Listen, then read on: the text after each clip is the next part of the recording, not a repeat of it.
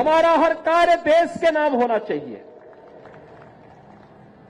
हमारा व्यक्तिगत कोई अस्तित्व नहीं। हमारा देश सुरक्षित है तो हमारा धर्म भी सुरक्षित है।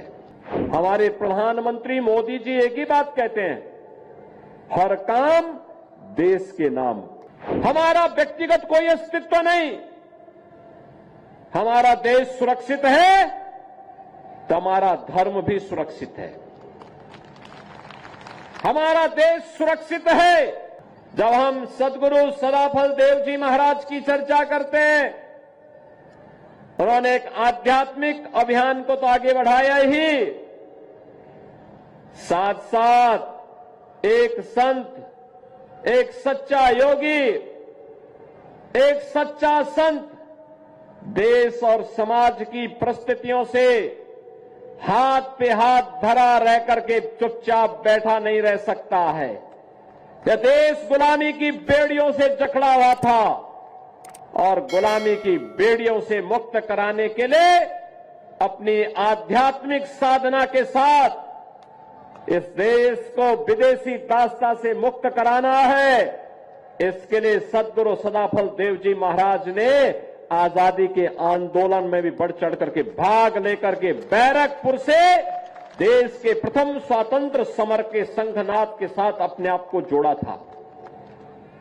आप तो एक बड़ी समृद्ध आध्यात्मिक परंपरा के साथ साथ राष्ट्र धर्म के लिए समर्पित एक महत्वपूर्ण कड़ी के साथ अपने आप को जोड़ रहे हैं। हमारे प्रधानमंत्री मोदी जी एक ही बात कहते हैं, हर काम देश के नाम। हमारा हर कार्य देश के नाम होना चाहिए। हमारा व्यक्तिगत कोई अस्तित्व नहीं। हमारा देश सुरक्षित है तो हमारा धर्म भी सुरक्षित है। हमारा देश सुरक्षित है, हमारा धर्म भी सुरक्षित है। हमारा धर्म सुरक्षित है, हम भी सुरक्षित हैं।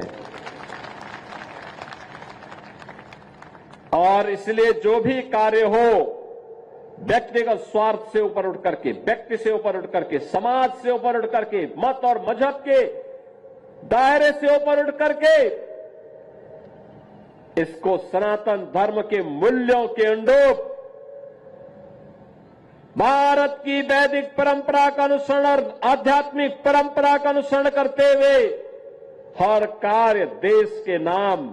और यही तो कार्य सदगुरु सदाफल देव जी महाराज ने 1857 के प्रथम स्वतंत्र समर के दौरान भी किया था। आज जब मैं देखता हूं, उत्तराखंड में उन्होंने स्वरवेद लिखा, रचा, वहां पर भी, उत्तराखंड में भी उनकी दिव्य विभूति के दर्शन होते हैं। देश के अलग अलग भागों में, मैं विज्ञान देव जी महाराज से कह रहा था, मैंने कहा 1 साल के बाद दिखाई दे रहे, कहां चले गए थे? इन्होंने कहा मैं तो कन्याकुमारी से कश्मीर तक की यात्रा पे था।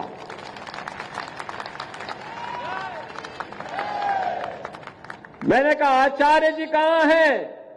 कहा आचार्य जी भी, मैं अगर देश में था तो आचार्य जी भी विदेश की यात्रा में भक्तों को जगाने के लिए आध्यात्मिक यात्रा में निकले हैं।